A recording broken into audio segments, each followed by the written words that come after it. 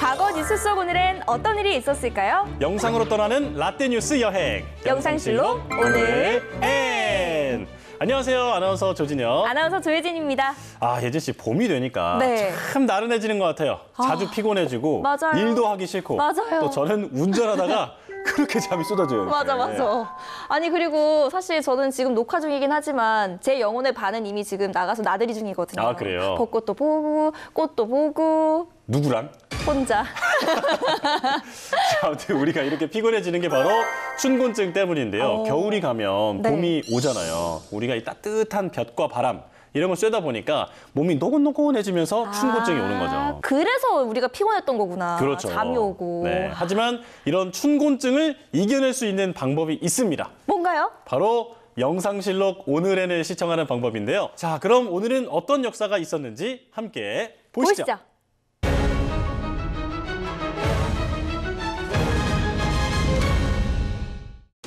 2004년 1월 14일부터 2006년 4월 22일까지 2년에 걸친 연쇄살인으로 서울과 경기 지역 일대를 공포에 떨게 했던 대한민국 연쇄살인범 정남규를 기억하시나요? 2007년 4월 12일 대법원은 무고한 시민 14명을 무참히 살해한 정남규에게 사형을 확정했습니다. 이 정남규 사건 알죠? 당연히 알죠. 유영철과 비슷한 시기에 벌어져서 이게 정남규 사건인가 유영철 사건인가 의견이 분분한 사건도 있었잖아요. 그렇죠. 당시에 정남규는 부천시 원미구에 살던 13세 Y군과 12세 L군을 성추행한 뒤에 살해했습니다. 그리고 시신은 16일 만에 그 아이들의 집에서 3km 떨어진 춘덕산 정상 부근에서 대부분 옷이 벗겨진 채로 발견이 됐거든요. 자, 이 밖에도 새벽에 40대 남자, 길 가던 여자, 우유 배달원 등을 포함해서 12명의 사람을 흉기로 무참히 찔러 살해했습니다. 아니 정말 원한 관계도 없었을 거 아니에요. 그렇죠. 근데도 저런 짓을 저지르다니 정말 충격적이네요. 아니 그런데 피해를 당한 사람들은 다 그 자리에서 사망하신 건가요? 살인은 14명이고 네. 그리고 살인 미수로 부상만 당한 사람들이 있긴 한데 그분들만 해도 19명이나 됩니다. 정남규는 1989년 4월부터 2002년까지 특수강도 절도죄, 성폭력 등 범죄로 교도소에 수감되기도 했는데요. 이후 2004년부터 연쇄살인을 저지르다가 마지막 2006년 4월 22일 20대 남성에게 상해를 입히고 격투 끝에 붙잡혔습니다. 이 마지막 범행을 저지를 당시에 다세대 주택에 침입했는데 집에서 10,000원짜리 상품권 한 장밖에 나오지 않았다고 해요. 네. 그래서 이제 격분한 그 정남규가 자는 남성을 둔기로 내리쳤는데 다행히 빗맞은 거죠. 아이고, 네. 그리고 기절하지 않은 피해자가 저항을 하면서 맞섰고 옆방의 아버지까지 나서서 격투 끝에 이 정남규를 잡아서 경찰에 인계했다고 합니다. 진짜 이런 상황이야말로 불행 중 다행인 거네요. 네.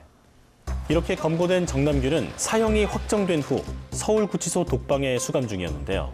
2009년 11월 21일 아침 자살을 시도했습니다. 이후 구치소 근무자가 발견해 곧바로 외부 병원으로 옮겼지만 상태가 악화됐고 다음 날인 22일 새벽 2시 40분쯤 사망했습니다. 범행 동기도 살해 이유도 없던 연쇄살인범 정남규. 이렇게 그는 스스로의 목숨을 끊으며 살해의 끝을 마무리했습니다. 이게 정말 충격적인 그 얘기가 있는데 네. 정남규가 재판 과정에서도 내가 담배는 끊어도 살인은 못 끊겠다라는 말을 남겼다고 합니다. 야. 자, 이렇기 때문에 이제 그의 사망 소식을 접한 사람들도 그를 동정할 리가 없었겠죠. 저 같아도 그랬을 것 같아요. 네. 1971년 4월 12일 서울 지하철 1호선이 착공했습니다. 당시 착공식에는 대통령과 3만여 명의 시민이 함께했는데요. 저희가 출근할 때 이제 주로 잘 타는 교통수단인데, 이게 1971년 오늘에 생긴 거였구나. 네. 자, 지하철 건설이 처음 언급된 건 일제강점기였다고 해요. 1920년대 말 서울 인구가 100만 명을 넘어가고 또 전차와 버스로는 이 도시교통을 감당하기 어려울 것으로 이제 우려가 나왔기 때문에 논의가 시작된 건데요. 네. 자, 이후에 논의가 잠깐 멈췄다가 1960년대 본격적인 경제 성장과 함께 이야기가 진행이 되기 시작하죠. 그러니까 이 체계적인 계획화에 추진이 된 거네요. 1961년 철도청이 최초로 지하철 건설 계획을 발표한 이후 활발한 논의가 이루어졌고 현장 조사를 마쳤습니다. 그리고 이 밖에도 4월 12일에는 또 다른 일들이 있었는데요. 2011년 4월 12일 농협중앙회에 전산장애가 발생했습니다. 그래서 당일 창구거래 등 전체 금융 업무가 마비되는 초유의 사태가 벌어지기도 했죠. 어머나, 아니 전산장애라니. 근데 전산장애는 흔한 일이 아닌 거 아닌가요? 이전에 발생한 전산장애는 그 단순한 수준이었는데 이때 발생한 전산장애는 확인 결과 북한의 해킹으로 밝혀졌어요. 북한이 해킹을 한 거예요? 그렇죠. 그리고 2000년 4월 12일에는 전 세계 개발도상국 77그룹 정상회담이 창설 26년 만에 쿠바에서 개최됐습니다. 이게 쿠바에서 정상회담을 진행했다는 점에서 앞으로도 다양한 국가에서 회담을 좀 진행할 수 있겠구나라는 거니까요. 좀 긍정적으로 봐야겠네요. 네. 그리고 2004년 4월 12일에는 런던의 타지마할이라 불리는 이 고급 주택이 네. 1,460억 원 최고가로 매매가 됐습니다. 1,460. 와. 근데 그걸 산 사람은 또 누굴까요? 궁금한데.